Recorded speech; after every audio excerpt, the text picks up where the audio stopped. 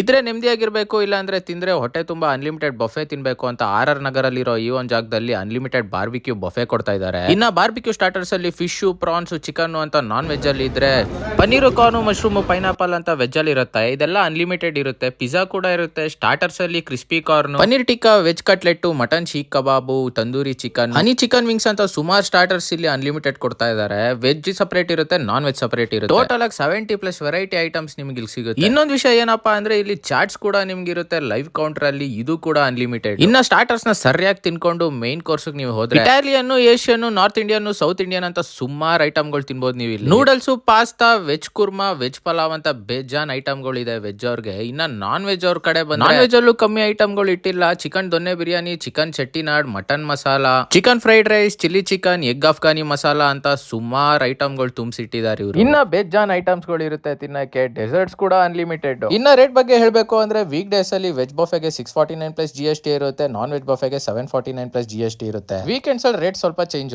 ಇನ್ನ ಆಂಬಿಯನ್ಸ್ ಬಗ್ಗೆ ಹೇಳ್ಬೇಕು ಅಂದ್ರೆ ರೂಫ್ ಟಾಪ್ ಅಲ್ಲಿ ಫ್ರೆಂಡ್ಸ್, ಫ್ಯಾಮಿಲಿ, ಕೊಲೀಗ್ಸ್ ಜೊತೆ ಆರಾಮಾಗಿ ಎಂಜಾಯ್ ಮಾಡ್ಕೊಂಡು ತಿನ್ಬಹುದು. ಜಾಗದ ಹೆಸರು ಬಂದು ಸ್ಪೈಸ್ ಟೌನ್ ಅಂತ.